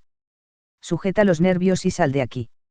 Avanzó insegura, tambaleante, extendido aún el brazo izquierdo, contando mentalmente los pasos. Llevaba 12 cuando pasó por delante del cuarto de invitados. A los 15 llegó al estudio de Gerald y entonces oyó un silbido apagado, en tono bajo, como de vapor que se escapa de un radiador viejo. De momento, Jessie no asoció aquel ruido con el estudio, creyó que lo producía ella misma. Luego, cuando alzaba el pie derecho para dar el paso número 16, el silbido intensificó su volumen. En esa ocasión, al registrarlo con mayor claridad, Jessie comprendió que no lo producía ella, porque estaba conteniendo la respiración. Despacio, muy despacio, volvió la cabeza hacia el estudio en el que su marido ya no volvería a trabajar nunca más en sus informes legales mientras encadenaba los Marlboro Rose y tarareaba viejos éxitos de los Beach Boys. La casa gruñía ahora en torno a Jessie como un buque que surcase las aguas de un mar moderadamente picado. También crujía en las diversas ensambladuras, sacudidas por los ramalazos del frío viento. Además del tableteo de la puerta de atrás, oyó el batir de una persiana, pero aquellos sonidos estaban en otro sitio, en un mundo en el que no se ponían esposas a las mujeres, los maridos no se negaban a escuchar y las criaturas nocturnas no estaban al acecho. Al volver la cabeza, Jessie percibió el ruido de los músculos y tendones de su cuello, que chirriaron igual que los muelles de un somier. Le abrasaban los ojos en las órbitas como si fueran ascuas de carbón vegetal. «No quiero mirar», chilló el cerebro. «No quiero mirar, no quiero verlo». Pero no tuvo más remedio que mirar. Era como si unas manos invisibles la obligasen a volver la cabeza a la fuerza, mientras el viento seguía lanzando sus ráfagas, la puerta trasera chocaba contra el marco, la persiana palmeaba y el perro disparaba una vez más la espiral de su espeluznante y desolado aullido hacia el negro cielo de octubre. Volvió la cabeza hasta que la mirada pudo adentrarse por el estudio de su marido y, sí, ciertamente, allí estaba, una figura alta, erguida junto a la silla y ames de Gerald, delante de la puerta corredera de cristal. El estrecho y blanco rostro parecía suspendido en la oscuridad como una calavera alargada. La sombra oscura y casi cuadrada del maletín se encontraba en el suelo, entre sus pies. Respiró hondo para poder chillar, pero todo lo que salió de su garganta fue un pitido como el de una tetera con el sistema de aviso estropeado, Nada más que eso. En alguna parte, en aquel otro mundo, una corriente de orina cálida descendió por sus piernas, había vuelto a mojarse las bragas y batió de nuevo un récord por segundo día consecutivo. El viento también soplaba en aquel otro mundo, lo que hacía estremecer la casa hasta sus cimientos. La pisía azul lanzó otra vez su enramada contra la pared occidental. El gabinete de Gerald era una laguna de sombras danzarinas y a Jessie volvió a costarle trabajo determinar qué estaba viendo, o si en realidad veía algo. El perro insistió en su agudo y horrible grito, lo que indujo a Jessie a pensar: lo estás viendo, desde luego. ¿Acaso no lo veas con la misma claridad con que el perro lo huele, pero lo ves? Como si deseara alejar de la mente de Jessie cualquier duda que pudiese subsistir, el visitante alargó la cabeza con una especie de parodia de curiosidad y permitió a la mujer lanzarle una diáfana pero misericordiosamente breve mirada. El rostro parecía el de un alienígena que hubiese intentado sin mucho éxito imitar los rasgos de la mímica humana. Era, por ejemplo, demasiado estrecho, más angosto que cualquier semblante que Jessie hubiese visto jamás. La nariz parecía no tener más grosor que el filo de un cuchillo de mantequilla. La alta frente tenía la forma abultada de un bulbo. Los ojos eran simples círculos negros bajo el arco de V invertida que formaban las delgadas cejas, los labios, color de hígado, parecían hacer pucheros y fundirse al mismo tiempo.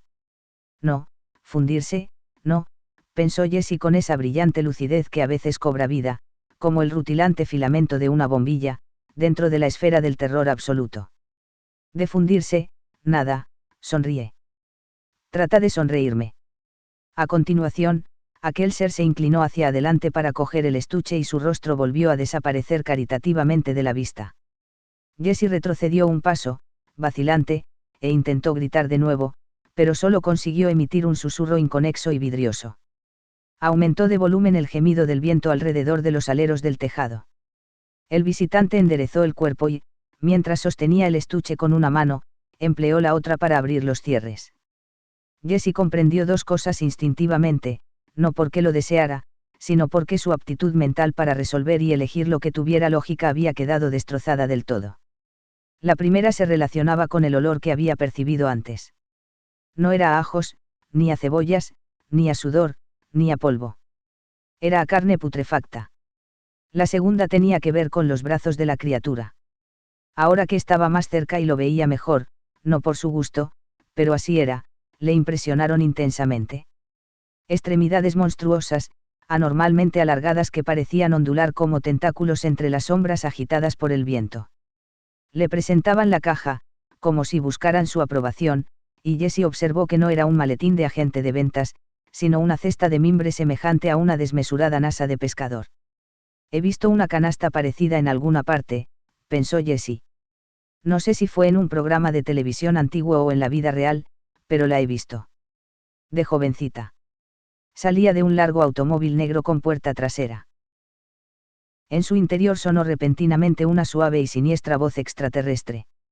Hubo un tiempo, Jessie, cuando el presidente Kennedy aún vivía, todas las jovencitas eran punkin y aún no se habían inventado los sacos de plástico con cremallera para trasladar cadáveres, allá por la época del eclipse, digamos, en que eran muy corrientes los cofres como este. Los había de todas las medidas, desde la talla extra para adultos, hasta el tamaño para aborto de 6 meses. Tu amigo guarda sus recuerdos en una de esas bolsas de sepulturero antiguas, Jessie. Al tiempo que comprendía eso, también comprendió otra cosa. Era evidente a todas luces, una vez se pensaba en ello. Si su visitante olía tan mal era porque estaba muerto. Lo que ocupaba el estudio de Gerald era un cadáver ambulante. No, no, eso no es posible. Pero lo era. Había percibido el mismo tufo en Gerald, no hacía 3 horas.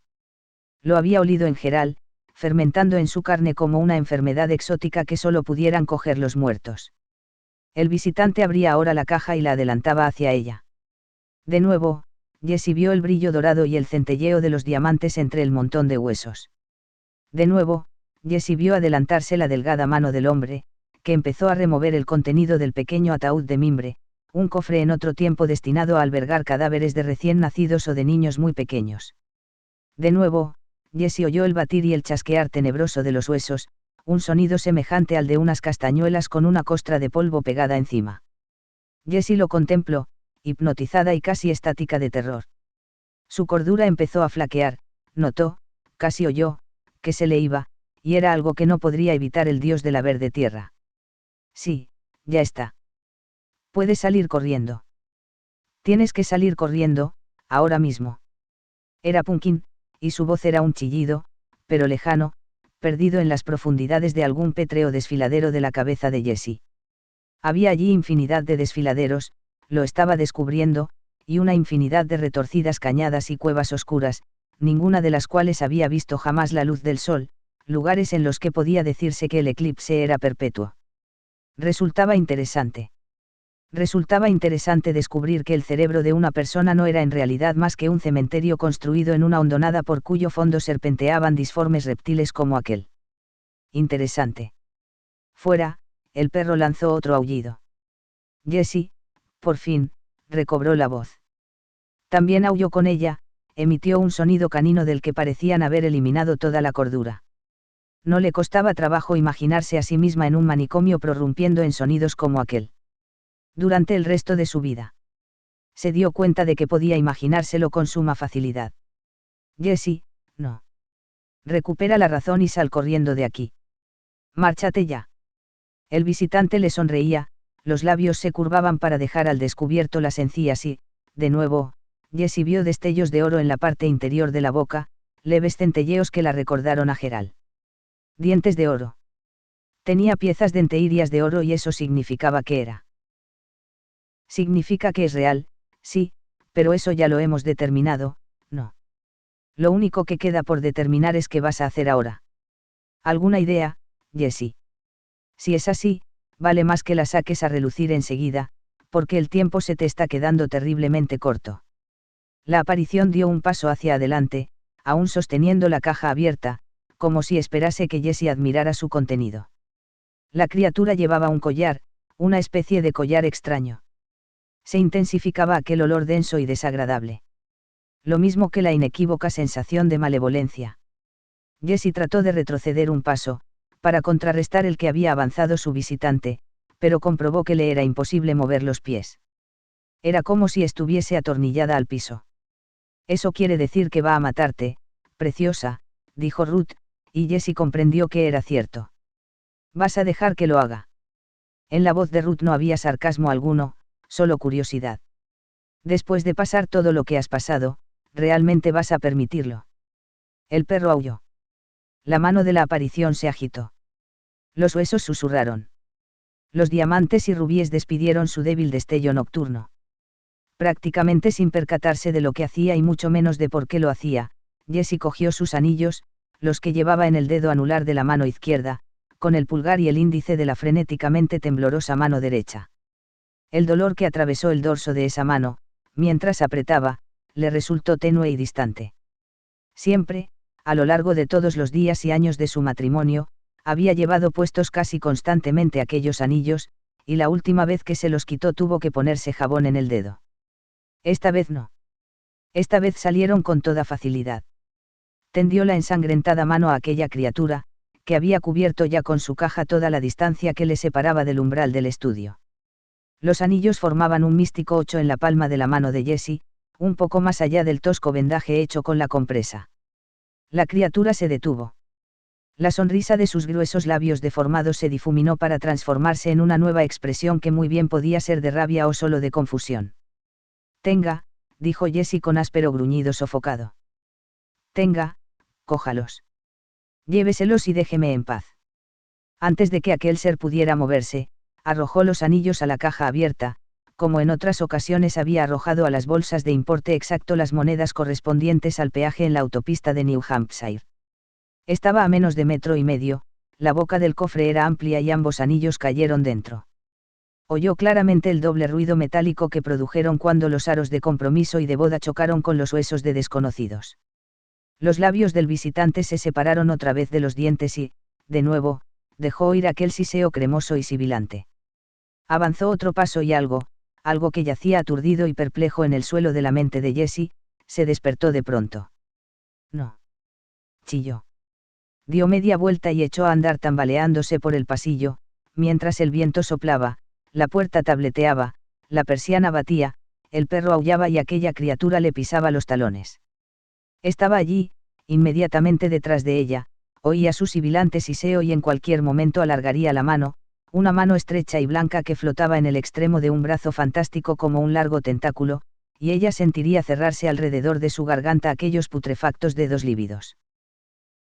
Y entonces se encontró ante la puerta trasera, la abrió, se precipitó a través del porche y tropezó con su propio pie derecho, mientras se desplomaba hacia el suelo recordó que debía retorcer el cuerpo para aterrizar sobre el costado izquierdo. Lo hizo, pero el impacto fue lo bastante violento como para que viera las estrellas.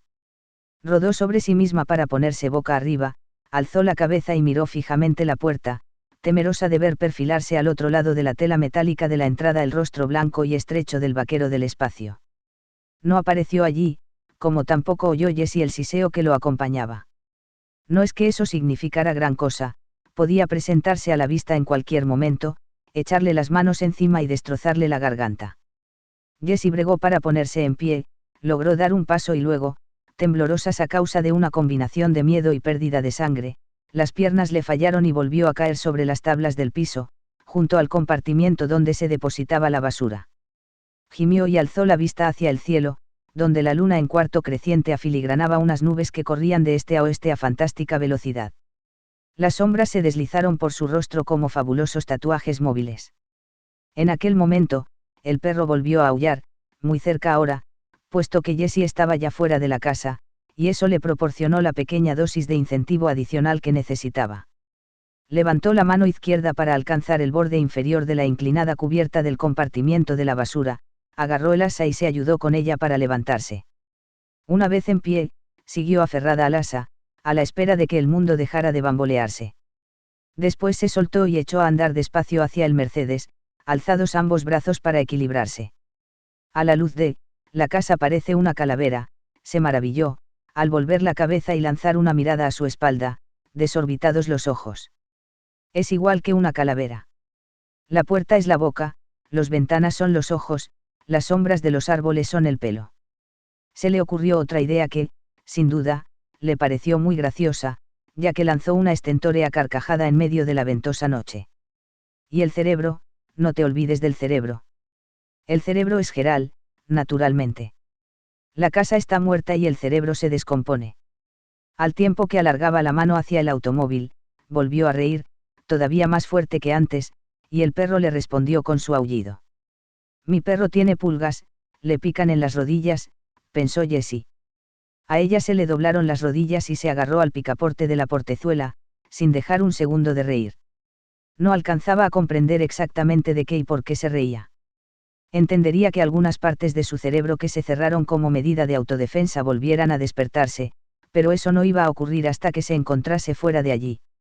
Si alguna vez lo lograba. Me imagino que también necesitaré una transfusión, llegado el momento, dijo en voz alta, y eso le provocó otro estallido de carcajadas. Con torpes movimientos llevó la diestra al bolsillo izquierdo, sin interrumpir sus risas. Tanteaba en busca de las llaves cuando comprendió que la fetidez había vuelto y que la criatura de la cesta de mimbre estaba de pie a su espalda. Jessie volvió la cabeza, con una carcajada aún en la garganta y una sonrisa todavía dibujada en los labios, y durante unos segundos vio aquellas flacas mejillas y los profundos ojos sin fondo. Pero solo los vio a causa, del eclipse, del miedo que la invadía, no porque allí hubiese algo real. El porche trasero estaba desierto, la puerta de tela metálica era un alto rectángulo de oscuridad. Pero vale más que te des prisa, aconsejó Posa Burlingame. Sí, es mejor que actúes como el jugador de hockey sobre hielo, ahora que todavía estás a tiempo, ¿no crees? Imitaré a las amebas y me dividiré, convino Jessie, y continuó riendo mientras sacaba la llave del bolsillo. Casi se le escurrió de entre los dedos, pero pudo retenerla sosteniéndola por la gran placa del llavero. Cosa cachonda, comentó Jessie, y volvió a emitir una alegre carcajada, en el momento en que resonaba la puerta trasera y el vaquero de espectro del amor salía de la casa precipitadamente envuelto en una blanca nube de polvo de huesos. Pero cuando Jessie se volvió, y casi se le cayó la llave, pese al descomunal tamaño del llavero, allí no había nada. Era solo el viento, que impulsaba la puerta contra el marco, solo eso y nada más que eso. Abrió la portezuela del coche, se deslizó hasta situarse al volante y consiguió arrastrar las temblonas piernas tras de sí. Cerró la portezuela de golpe, y mientras bajaba el seguro de todas las demás puertas, incluida la del maletero, naturalmente, nada en el mundo superaba la eficiencia germana, una indecible sensación de alivio la inundó. Alivio y algo más.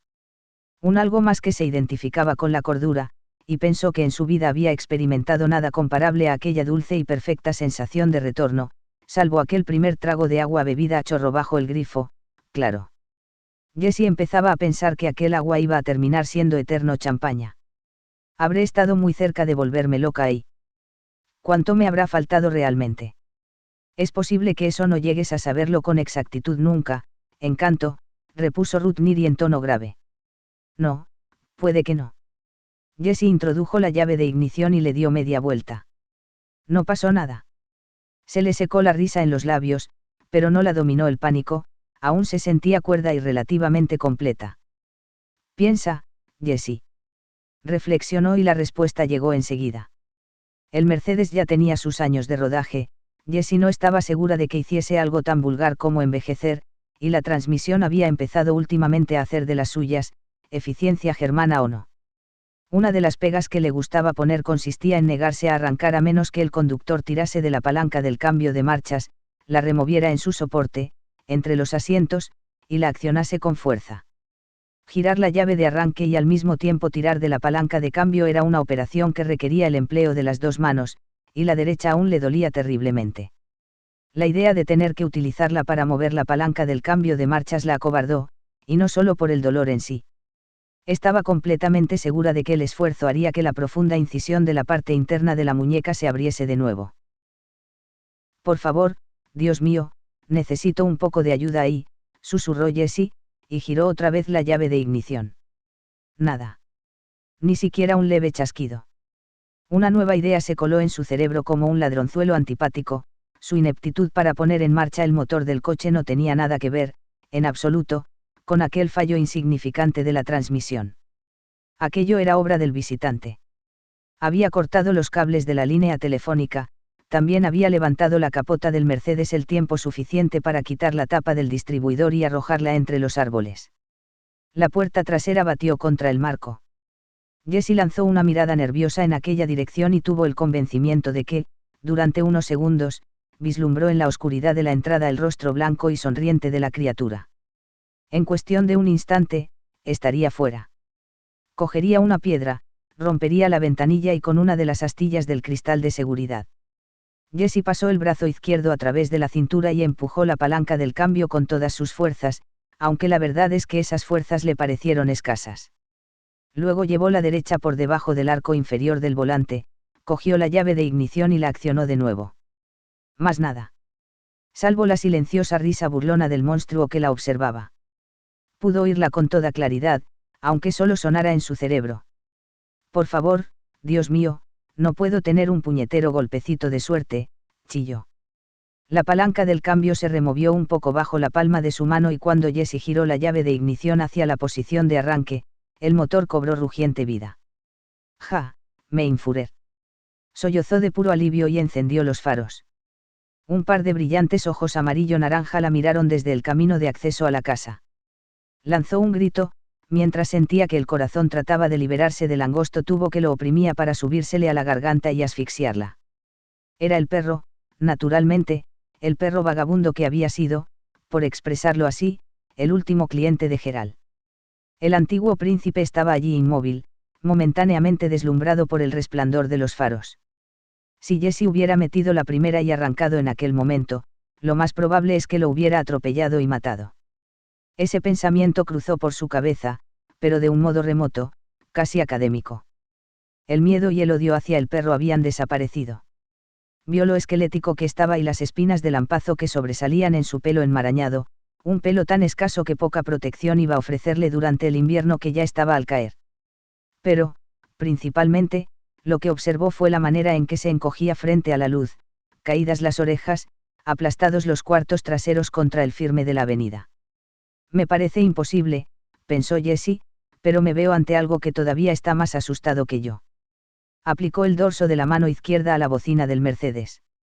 Produjo un sonido corto y seco, más eructo que pitido, pero fue suficiente para que el perro entrara en movimiento.